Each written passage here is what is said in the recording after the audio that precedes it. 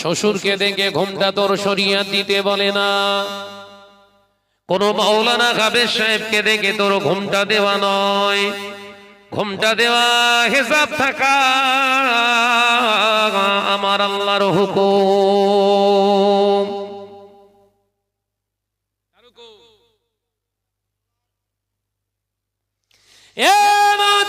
যুবকেরা, ছেলেরা, বাচ্চারা, পর্দানশীনা মা ও বোনেরা, আলোচনা বুঝুন। আজকে সমাজের বুকে কি অবস্থা চলছে দেখেন। ঘরের নারীরা সাজুগুজু করে আজকে জলসাকে কেন্দ্র করে রাস্তাতে ঘুরছে বাবা। ওরা একা জাহান্নামায় যাবে না, ওদেরকে যদি জাহান্নামায় যেতেই হয়, আপনি মুরব্বী, আপনি বড় ভাই, আপনি স্বামী, আপনি বড় ছেলে, আপনারও সঙ্গে যেতে হবে।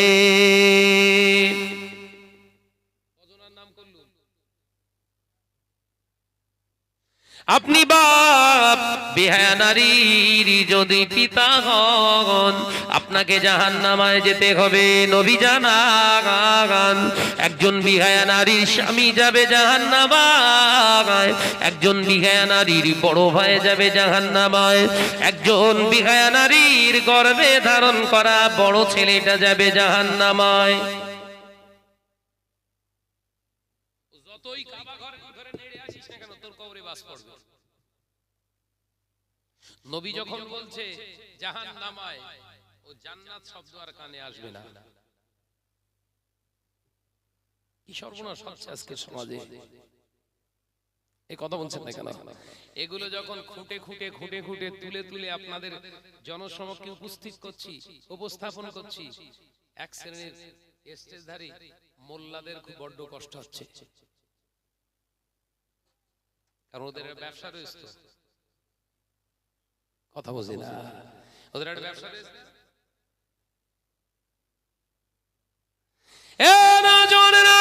যুবকেরা, ছেলেরা, বাচ্চারা, নবী আর আমরা এখনো আল্লাহ নবী তিনি হলেন রাহমাতাল লিল আলামিন।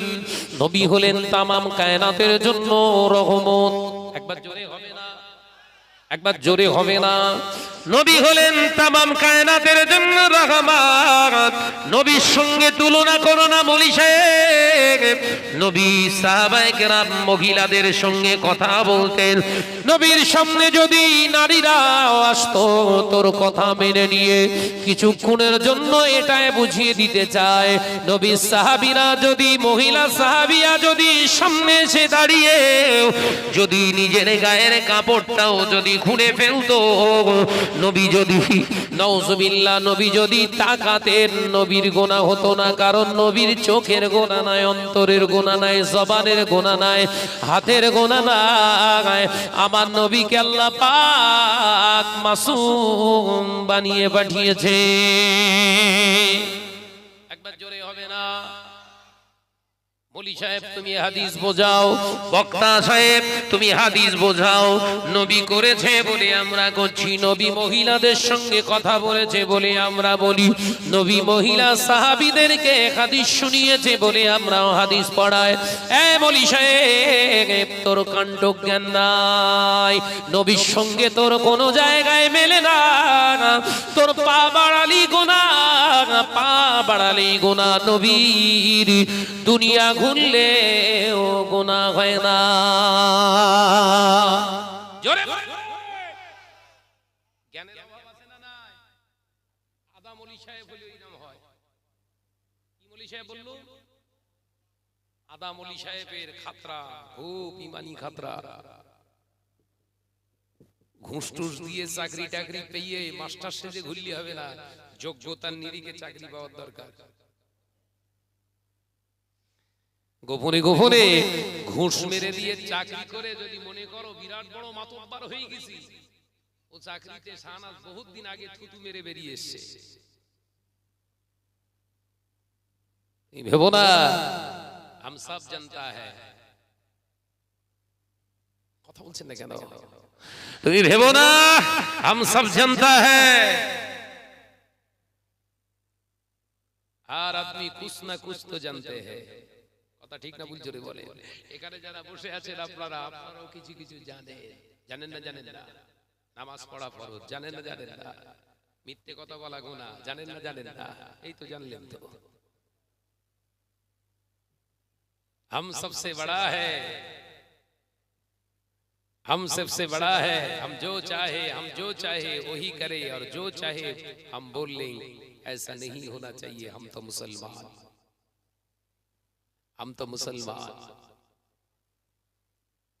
ठीक है नहीं? ये बात सही है ना गलत? ও বাজারেরা, নওজওয়ানেরা, যুবকেরা, ছেলেরা, বাচ্চারা, পর্দানশীনা মা ও বোনেরা, সমাজ ধ্বংস হয়ে গেল। আজ থেকে 12 বছর 14 বছর আগে আমি শাহনাজ ওয়াজ করেছিলাম, মহিলারা স্টেজে গজল গাইতে ওঠে, মহিলাদের স্টেজে ওঠা হারাম, পুরুষদের সামনে উচ্চ আওয়াজে কথা বলা হারাম। ওটা শাহনাজের দাদার লেখা কথা ছিল না, পদ্মাদার লেখা কথা ছিল না, ওটা শাহনাজের বাপের কথা ছিল না, শাহনাজেরও কথা নয়, ওই কথাটা বিশ্বনবীর কথা। জোরে বলুন। মদিনার মসজিদুন নবী শরীফে আল্লাহ নবী সাহাবীরা নবীর যখন শরীর অসুস্থ দেখলেন, মসজিদুন নবী শরীফে আল্লাহ নবীর সামনে প্রস্তাব রাখলেন, ইয়া রাসূলুল্লাহ, ইয়া হাবিবাল্লাহ, হুজুর আপনার দুনিয়া থেকে চলে যাওয়ার পরে ইয়া রাসূলুল্লাহ, হাবিবাল্লাহ, ওই জায়গায় আম্মা জান আমরা আয়েশা সিদ্দিকা রাদিয়াল্লাহু তাআলা আনহা কে দেখতে যাই। আল্লাহ নবী চেহারা মোবারক লাল হয়ে গেল। আল্লাহ নবী বললেন, খামোশ, এই আমার সাহাবীরা চুপ হয়ে যাও, আজ জবান দিয়ে বলো না, যখন পুরুষের মেম্বারে নারীরা যখন নেতৃত্ব দেখবে দিচ্ছে, আল্লাহর গজব নাযিল হবে।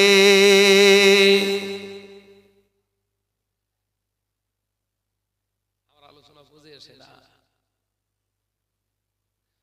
এই মেম্বারটা কাদের? বল মারি বাপ, এই পুরুষদের জন্য তো। এই মেম্বারে নারীদের তোলা নিষিদ্ধ।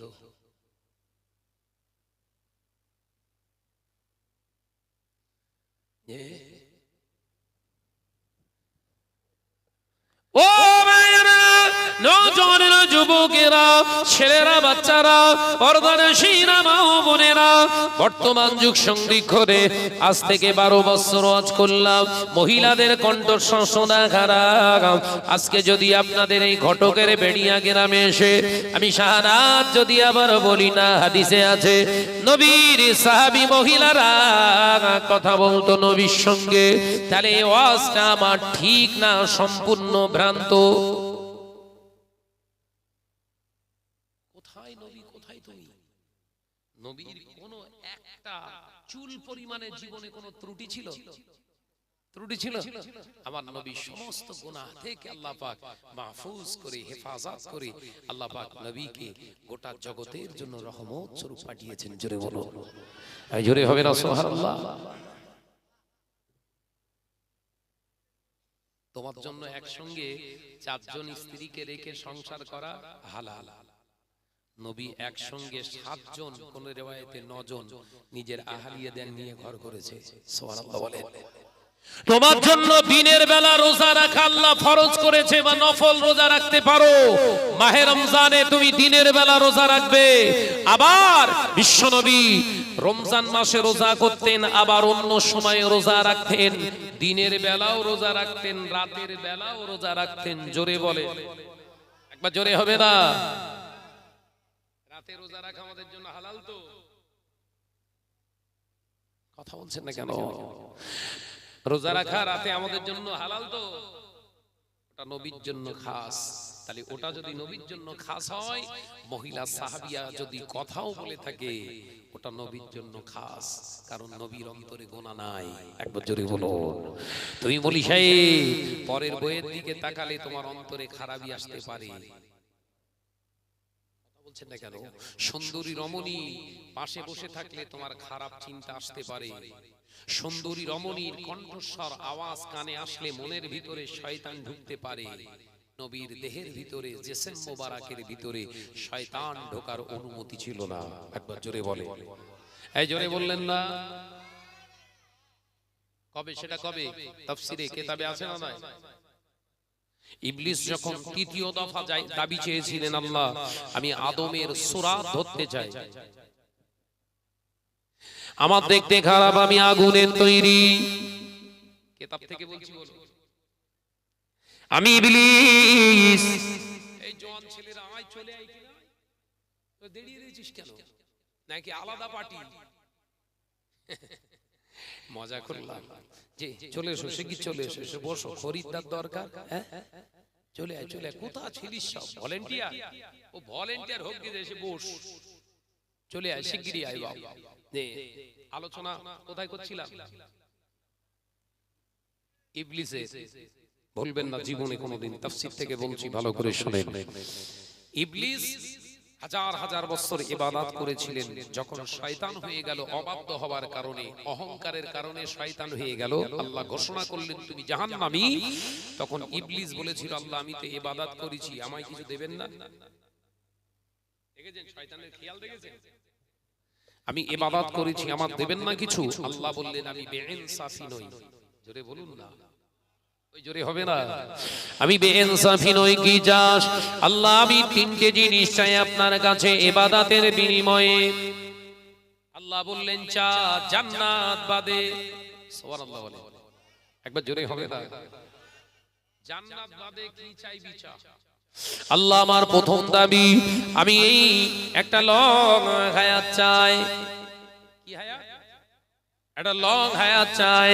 লং হায়াত বলতে কিয়ামত যতদিন না হয়, আমি কিয়ামত পর্যন্ত বেঁচে থাকতে চাই। আল্লাহ বললেন মেনে নিলাম, যা কিয়ামত পর্যন্ত তুই বাঁচবি।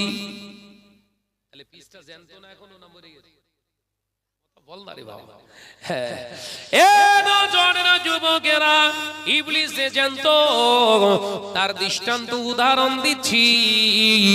ইবলিস যে জানতো বাজারে যে সমস্ত নারী পুরুষেরা ঘোরাঘুরি করে, খাবার কেনার নাম করে পরের মেয়ে, পরের বউ, পরের ছেলের দিকে তাকায় আর হাসে, অন্যায় রাহাজানি গুলো করে, ওদের ভিতরে ইবলিস ঢুকে কাজ করছে।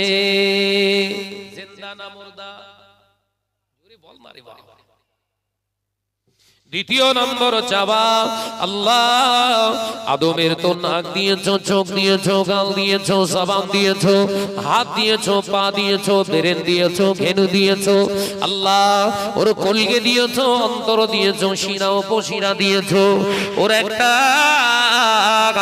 পাম্পস মেশিন দিয়েছো, যেটার নাম হলো কলব, যেটার নাম হলো হৃৎপিণ্ড। আল্লাহ ওর দ্বারা সমস্ত শিরা উপশিরায় রক্ত চালনা হয়। আল্লাহ আল্লাহ আমি শয়তান, আমার ইচ্ছা আমি আদমের দেহের ভিতরে ঢুকে সব থেকে মূল্যবান জিনিস হলো ওর কলব, ওর এই অন্তরের ভিতরে আমি গিয়ে বসতে চাই।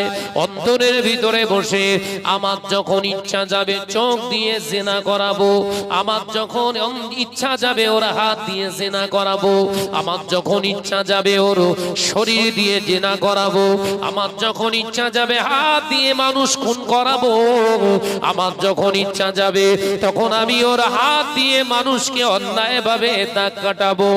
এ পাওয়ার আমাকে দিতে হবে। ওর অন্তরের ভিতরে ঢুকে গোটা বডিতে ঘোরাফেরা করতে চাই। কি দাবি? আলোচনা বুঝতে পারতেছেন না? তাহলে শয়তান প্রথম কোথায় ঢোকে? আলোচনা বুঝতে পারতেছেন না? কোথায় ঢোকে? শয়তান আগে ফার্স্ট মানুষের অন্তরে, কলবে ঢোকে। যত শয়তান শয়তানি করে সব অন্তরের ভেতর দিয়ে। ইচ্ছা গেলে চোখ, ইচ্ছা গেলে হাত, ইচ্ছা গেলে জবান, ইচ্ছা গেলে আপনার মাথা, ইচ্ছা গেলে পা, যেদিকে খুশি ও ঢুকে। পরের মেয়ে যাচ্ছে একটুখানি হাত দিয়ে একটুখানি অন্যরা টেনে ধরল, তার মানে জানবেন কলবের ভিতরে ঢুকে শয়তান, হাত দিয়ে কাজ করাচ্ছে। আমার আলোচনা সাদামাটা বোঝাচ্ছে, অসুবিধা হচ্ছে নাকি? দরকার আছে না নাই? আল্লাহ বললেন যাও, মেনে নিলাম। সর্বনাশ, মেনে নিলাম। ও তো খুশিতে বাগে বাগ হয়ে গেছে। আদমের জেসেমের ভিতরে ঢুকে অন্যায় রাহাজানি গুলো করাবো, এর থেকে আর বড় সুযোগ আর কোথায় আছে? তো 3 দফা দাবি বলেছিস, আর 1 দফা কি বল? ও রব্বুল আলামিন, আমার 3য় দফা হলো, আমার 3 নম্বর দাবি, রব্বুল আলামিন আমার দেখতে খারাপ, আগুনের তৈরি আমি কদাকার, আমি হলাম জিন্নাত। আমায় দেখে ইনসানেরা চিনতে পেরে যাবে, আদম আমাকে দেখলে চিনতে পেরে যাবে, ওরা বাস শুরু করবে, আপনি তো জাহান্নামী করবে, আমি তো জাহান্নামী, আমি তো জাহান্নামায় চলে যাব। তাই অন্তত আদম দে, আদমের হাতের মার খেতে চাই না। ও রব্বুল আলামিন আল্লাহ, আমার প্রয়োজন হবে আদমের সূরাত ধরে, বনি আদমের সূরাত ধরে, ওদের চেহারা নকল করে, ওদের অবয়ব ওই চেহারা নিয়ে মানুষগুলোকে আমি, বনি আদম গুলোকে আমি জাহান্নামী বানাতে চাই।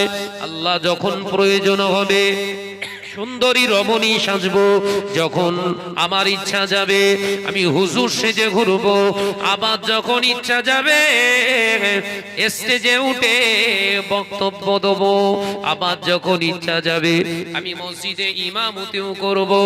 এ পাওয়ারটা আমায় দিতে হবে।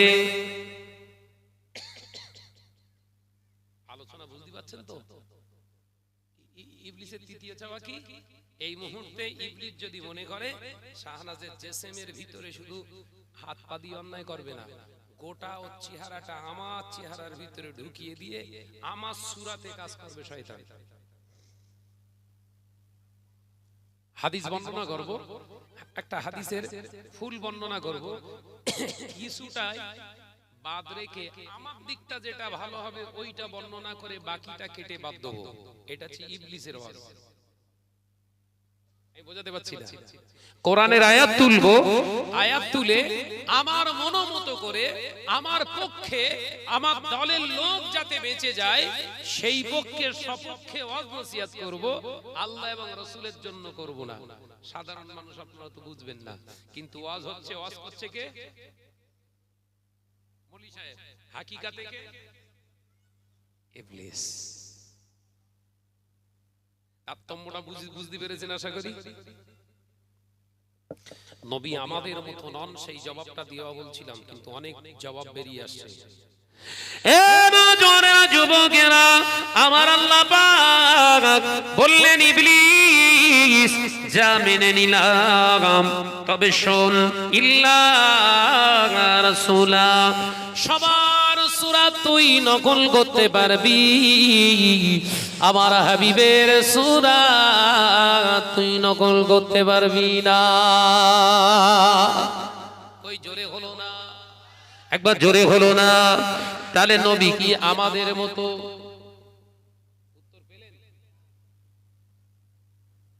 বনি আদম যদি সবাই আমরা এক হয়ে যেতাম, নবী যদি আমাদের মতোই হতো, ইবলিস নবীর রূপ ধারণ করতে পারতেন না, পারতেন না। না মিয়াজি না, আমার নবীকে আল্লাহ পাক তামাম কায়নাতের জন্য রহমত স্বরূপ পাঠিয়েছে। নবী কারণ নকল হয় না, আমার নবীর নকল দুনিয়ায় ইবলিসও পারবে না। ওই জন্য আল্লাহ নবী পাক জবানে জানিয়েছেন, বাবা সাহাবীরা আমি নবী জানিয়ে দিয়ে গেলাম যে আমাকে শয়নে স্বপ্নে দেখলো সে আমি নবীকে স্বপ্নে দেখলো, যে আমাকে স্বপ্নে দেখলো সে আমি নবীকে সত্যি সত্যি স্বপ্নে দেখলো। কারণ শয়তান আমার সূরাত নকল করতে পারে না। একবার জোরে হবে না? এখানেই তো ঈমান।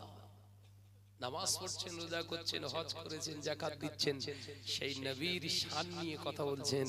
নবী আমাদের মতো, তোর ভেতরে পোকা, ঈমান নেই।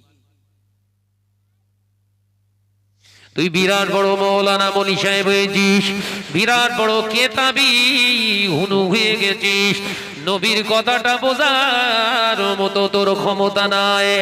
মনি সাহেব, সমাজে নসিহত করার আগে নবী সম্পর্কে জান, নবীর শান মান আগে ওইটা নিয়ে পড়াশোনা করবে যা। কথা বলছেন না কেন?